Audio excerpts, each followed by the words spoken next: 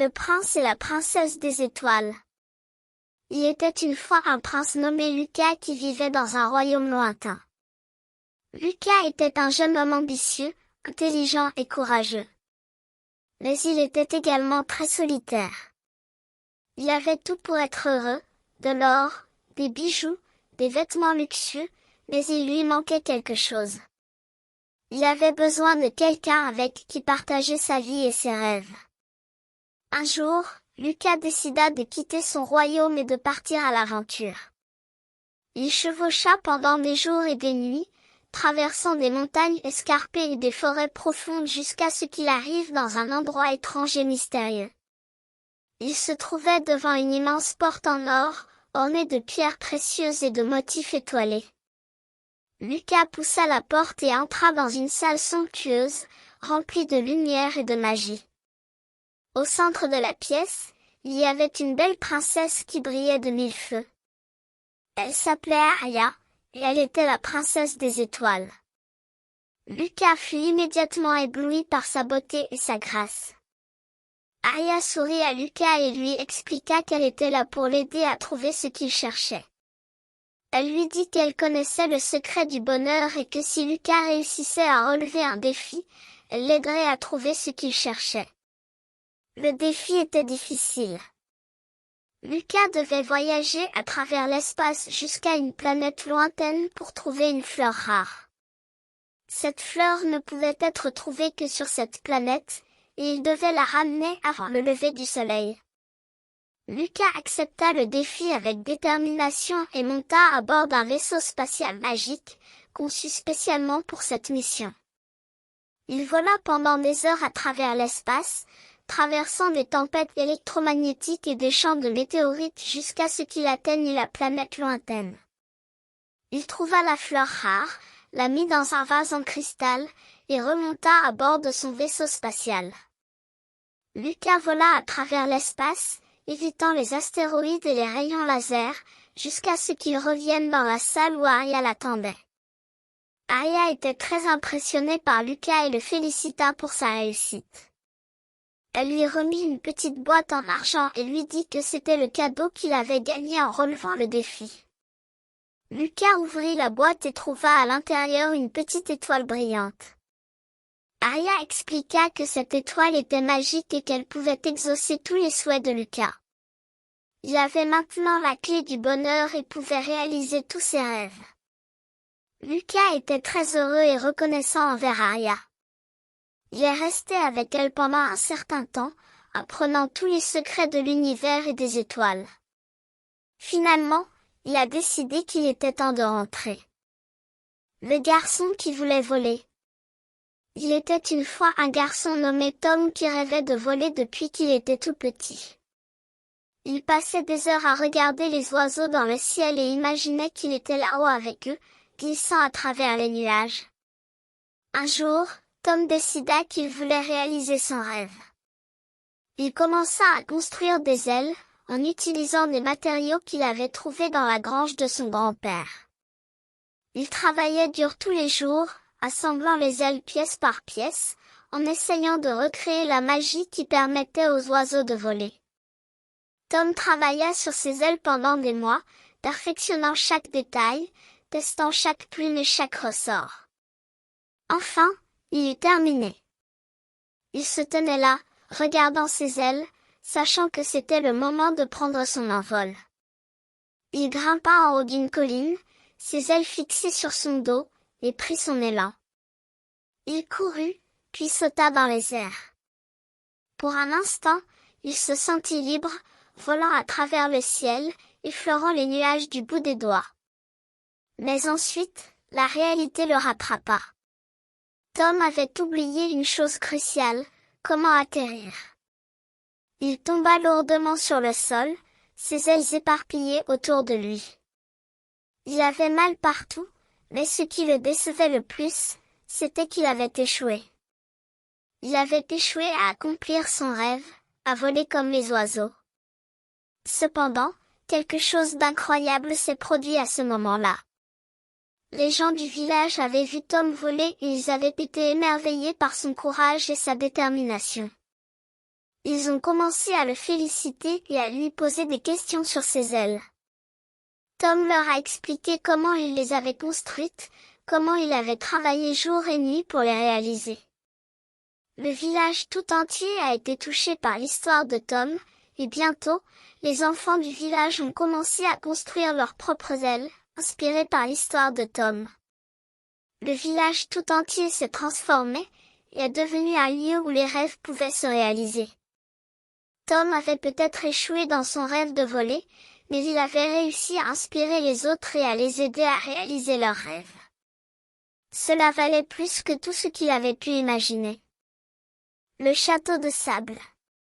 Il était une fois une petite fille nommée Sophie qui aimait construire des châteaux de sable sur la plage. Elle passait des heures à ramasser du sable, à le mouiller et à le façonner en différentes formes. Un jour, alors qu'elle construisait un château de sable, un vieil homme s'approcha d'elle et lui dit « Bonjour ma petite, que fais-tu là ?»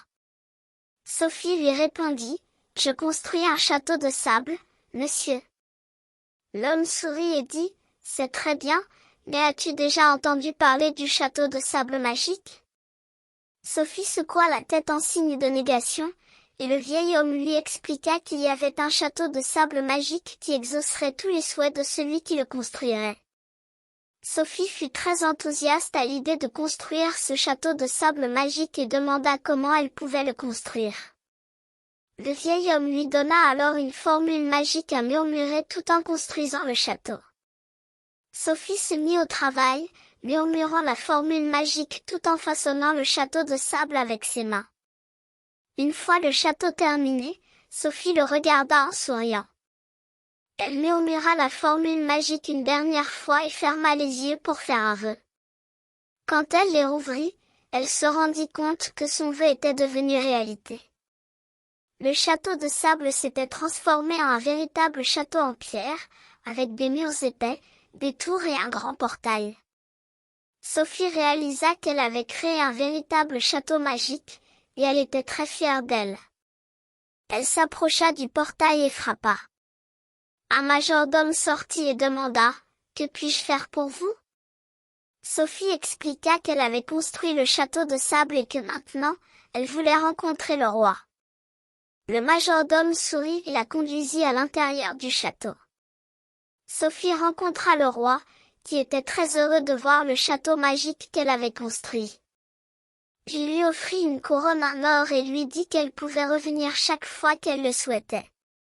Sophie était très heureuse de son aventure et retourna à la plage pour raconter son histoire.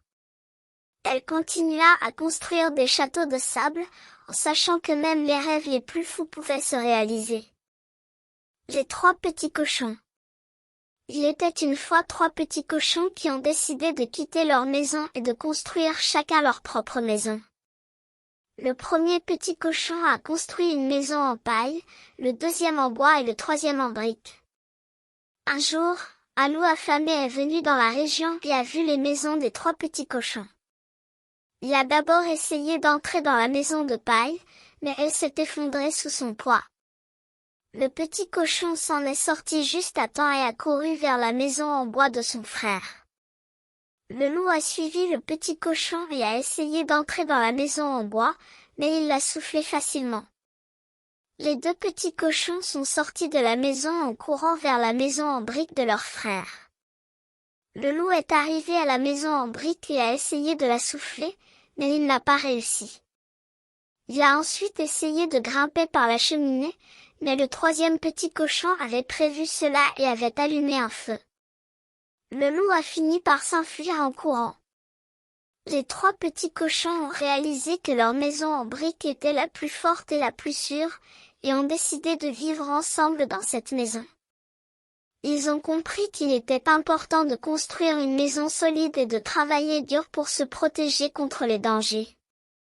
L'histoire des trois petits cochons montre l'importance de la prudence et de la prévoyance pour surmonter les difficultés et protéger sa famille. Elle souligne également l'importance de la collaboration et de l'entraide, en montrant comment les trois petits cochons ont travaillé ensemble pour vaincre le loup affamé. La petite souris et le cadeau de Noël. Il était une fois, dans une petite maison en bois, une famille de souris qui se préparait pour Noël. La petite souris Lucie était très excitée à l'idée de recevoir des cadeaux de la part du Père Noël. Cependant, sa maman lui a dit que cette année, ils ne pouvaient pas se permettre d'acheter des cadeaux car ils avaient des dépenses imprévues à payer. Lucie était très triste, mais elle comprit que la famille avait besoin de mettre de l'argent de côté pour des choses plus importantes. Le soir de Noël, alors que la famille mangeait une soupe chaude, on frappa à la porte. Quand la mère de Lucie ouvrit la porte, elle a trouvé un paquet enveloppé de papier cadeau avec une petite carte qui disait « Pour la famille souris ». Lucie était tellement excitée qu'elle sauta de joie. Sa mère ouvrit le paquet, et ils découvrirent qu'il contenait de la nourriture et des décorations pour Noël. La famille souris avait été surprise et heureuse de recevoir un cadeau, et Lucie était très reconnaissante. La petite souris a réalisé que le véritable esprit de Noël est le partage et la générosité, et elle a compris que même si leur famille ne pouvait pas acheter de cadeaux, ils pouvaient toujours donner de l'amour et de l'attention aux autres. Lucie a également appris que même les plus petits gestes de gentillesse peuvent avoir un grand impact sur les autres. Elle a décidé de faire de son mieux pour aider les autres tout au long de l'année, et pas seulement pendant la période des fêtes. Depuis ce Noël, la famille souris a fait de son mieux pour être reconnaissante et généreuse avec les autres. Et tous les ans, ils se souviennent de ce cadeau spécial qui a apporté de la joie dans leur foyer et a rappelé à Lucie l'importance de la gentillesse et de la gratitude. Le chiot perdu.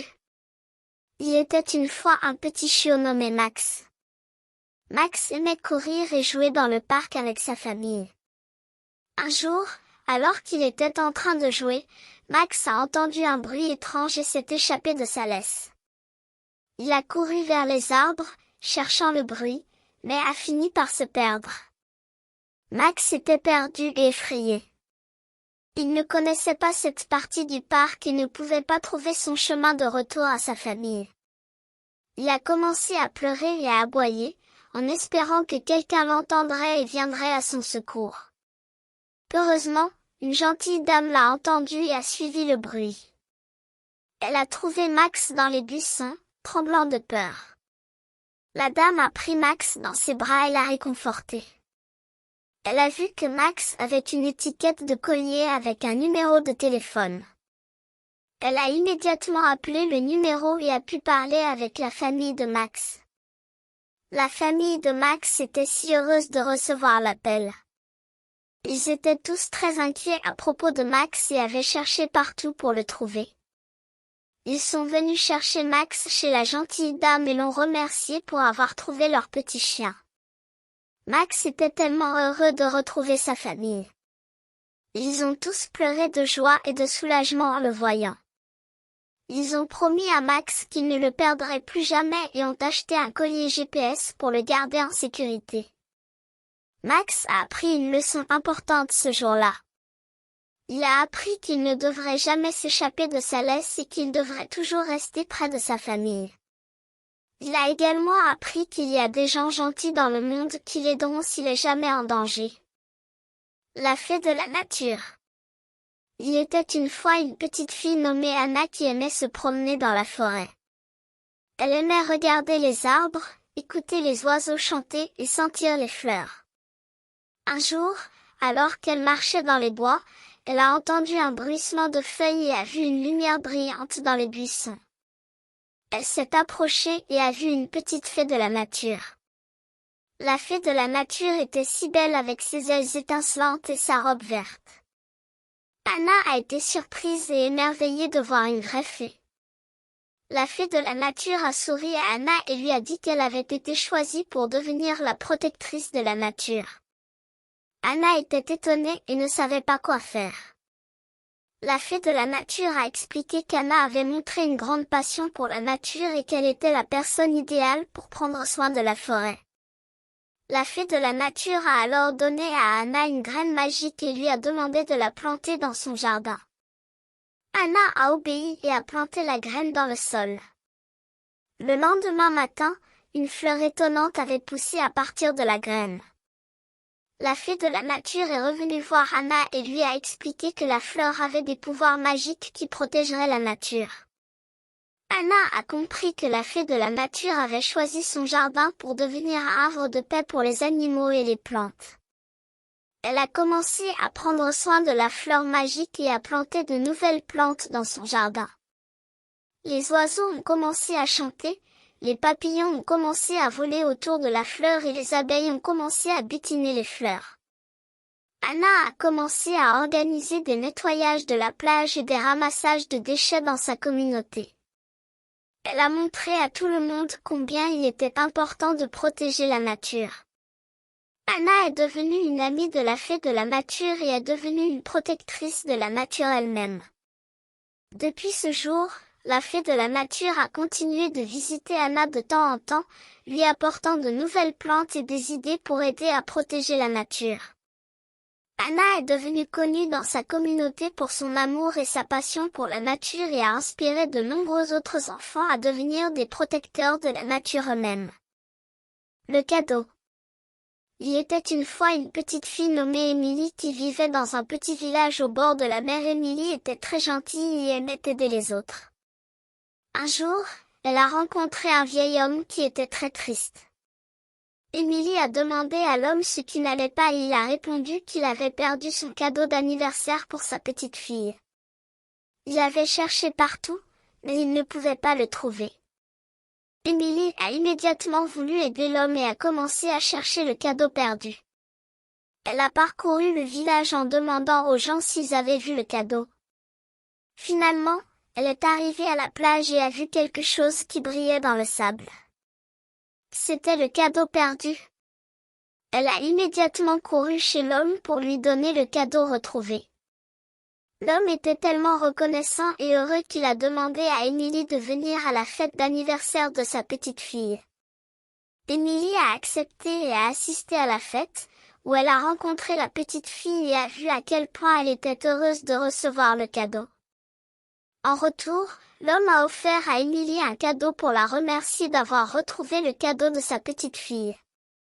Émilie a été surprise et touchée, mais a refusé le cadeau. Elle a simplement dit que c'était suffisant pour elle de voir à quel point la petite fille était heureuse. L'homme a compris la gentillesse et la générosité d'Émilie et a été profondément touché par sa bonté.